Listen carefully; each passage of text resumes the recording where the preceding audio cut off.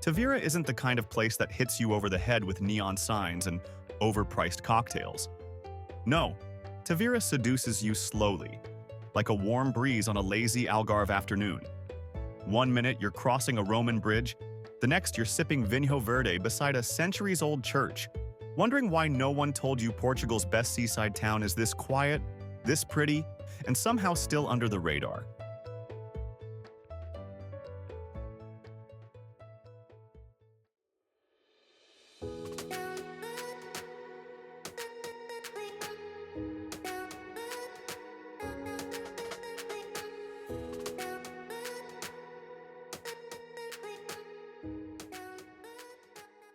Let's get one thing straight.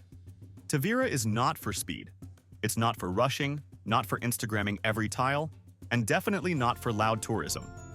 This is Portugal in slow motion. The kind of place where you can hear church bells echo over the Gilão River, while locals argue about football and tourists try to figure out if that's a castle or just a really scenic ruin. Spoiler, it's a castle, kind of period.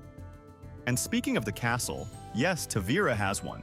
Perched up on a hill like a sleepy medieval guardian, it offers views across terracotta rooftops and salt pans that shimmer like glass.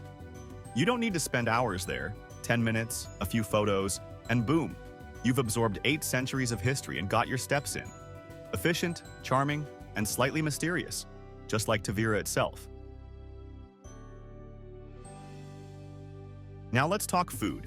This is the Algarve, which means seafood is basically a personality trait. Tavira's version? Grilled octopus so tender it practically waves at you, and arroz de marisco that tastes like the Atlantic made love to a rice field. Pull up a chair at one of the riverside tavernas, order whatever the waiter insists on, and let your taste buds go full Portuguese. Before we go further, if you're already halfway to booking your ticket and picturing yourself strolling cobbled lanes with gelato in hand, don't miss our video on how to maximize your Algarve visit in 2025. It's got more underrated coastal towns like this one, hidden beaches, and a few unskippable food stops that will ruin you for regular travel forever. But for now, let's get back to Tavira. The real crown jewel? That would be Ilha de Tavira. Accessible only by ferry or water taxi, this sandy spit of island is everything the Algarve promises, without the crowds. Soft, endless beaches, dunes that feel like a private desert, and chiringuitos, beach bars, where you can sip a cold sagres and pretend you're in some Euro art house film about escaping the city to find yourself. Tavira honestly might be the place you do. And yes, there are flamingos, real ones. In the Ria Formosa Natural Park just outside town. Bring binoculars if you're the birdwatching type. Or just show up and act impressed when you spot pink things in the distance. Either way, you're winning. Architecture lovers, this one's for you too. Tavira doesn't shout with big buildings. It whispers with azulejos, whitewashed facades, and over 30 churches because apparently someone in the 18th century thought that was a reasonable number for a small town. Each one tells a different story, even if you don't go inside. Some have Baroque frills. Others just sit there humbly, out-charming everything nearby. It's like someone asked, what if every corner had a little soul?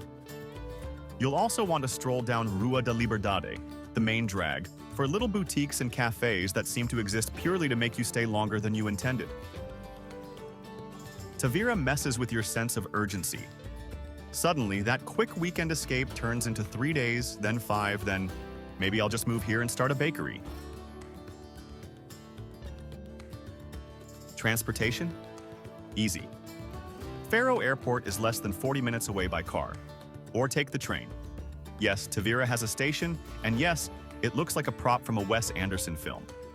Once you're in town, you won't need wheels. Everything worth seeing is within flip-flop range. Tavira may not be the Algarve's loudest destination, but it just might be its most soulful. You come here for the peace, stay for the pastries, and end up wondering if your houseplants could survive in a checked suitcase. It's beautiful, it's low-key, and it quietly ruins other beach towns for you. So, is Tavira Portugal's best seaside town? Let's just say, Don't be surprised if you come for a few days and leave with a new favorite place, a sunburn, and at least one photo of a flamingo.